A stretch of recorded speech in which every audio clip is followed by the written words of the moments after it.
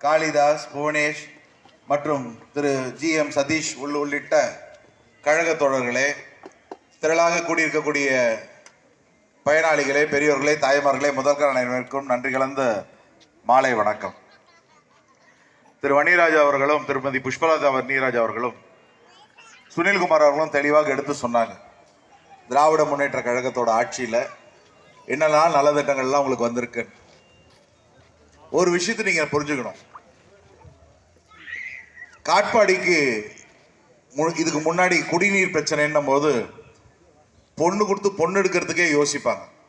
காட்பாடியா, ஐயோ பொண்ணை கொடுத்தா எல்லாம் உப்பு தண்ணியே சரி கிடையாது அப்படின்னு ஒரு பெரிய ஒரு கெட்ட பேர் இருந்தது. அதுக்கு முன்னாடி பாலாற்று கூட்டு குடிநீர் திட்டம்னு கிட்டத்தட்ட ஒரு 72-73 எம்எல்ஏவாகும் போது என் தந்தையார் திரு துரைமுருகன் அவர்கள் பாலாற்று கூட்டு குடிநீர் தண்ணீர் கொண்டு வந்தாங்க. அப்போ ஓரளவுக்கு தண்ணீர் தாகத்தை தீர்த்து வச்சார். அதுக்கு பின்னாடி அந்த பாலாற்றில் இருக்கக்கூடிய தண்ணியே வறண்டு போனதுனால மீண்டும் குடிதண்ணீர் பிரச்சனை வந்தது. குடிதண்ணீர் பிரச்சனையை தீர்த்து வைக்கிறதுக்காக மற்றவங்களா இருந்தா என்ன பண்ணிருப்பாங்கன்னா, எங்கேயாவது ஒரு இடத்துல ஒரு போரை ஒன்று கண்டுபிடிச்சி இல்லை பாலாத்தில் ஒரு கிணத்தை ஒன்று வெட்டிட்டு ஒரு வண்டிகளை வச்சு விநியோகம் பண்ணலான்னு சொல்லியிருப்பாங்க. நிறைய மாநகராட்சியிலலாம் முன்ன பண்ணுவாங்க அந்த மாதிரி. ஆனால் அப்படி பண்ணக்கூடாது, ஒரு நிரந்தர தீர்வு வேணும்னு சொன்ன உடனே அன்னைக்கு இருந்த முதலமைச்சர் முத்தமிழறிஞர் தலைவர் கலைஞர்கிட்ட போய் கேட்டாங்க. அன்னைக்கு உள்ளாட்சித்துறை அமைச்சராக இருந்த இன்றைய முதல்வர் அண்ணன் திரு ஸ்டாலின் ஐயா அவர்கள் போய் கேட்டாங்க. உடனடியாக உங்களுக்கு என்ன திட்டம் வேணும்னு எனக்கு காட்பாடிக்கு ஒக்கடைக்கல்ல இருந்து கூட்டு குடிநீர் திட்டத்தை கொண்டு வந்து எனக்கு காட்பாடிக்கு கொடுக்குறோன்னு சொன்ன உடனே முதலமைச்சரும் அன்னைக்கு இருந்த அண்ணன் ஸ்டாலின் ஐயா அவர்களும் அமைச்சராக இருந்த ஸ்டாலின் ஐயா அவர்களும் மிரண்டு போனாங்க. என்னையா தோற, உனக்கு கேட்கறதுக்கு ஒரு அளவு இல்லையா?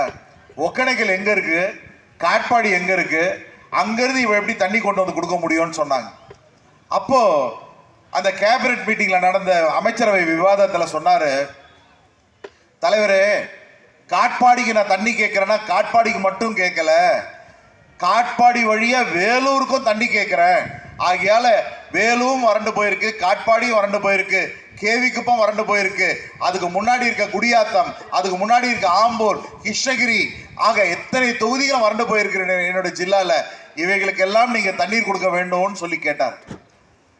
உடனடியாக சுதாரிச்சு கொண்ட முதலமைச்சர் அன்னைக்கு தலைவர் கலைஞர் அவர்கள் இதற்கு உடனடியாக ஒரு நிதியை திரட்டி கொடுக்கணும்னு சொன்னார். அந்த நிதியை ஒதுக்க உடனே இதுக்கு இவ்வளவு பெரிய திட்டத்துக்கான அடிக்கோல் விழா, கால்கோல் விழா எங்க வைக்கணும் போது முதலமைச்சராக இருந்த தலைவர் கலைஞரே சொன்னாரு, இதை கேட்டு பெற்றது துரைமுருகன், காட்பாடி சட்டமன்ற தொகுதியில தான் இதுக்கான அடிக்கோல் விழா வைக்கணும்னு சொல்லி இன்றைக்கு இருக்கக்கூடிய முதலமைச்சராக இருக்கக்கூடிய அண்ணன் ஸ்டாலின் ஐயா அவர்கள் பர்னீஸ்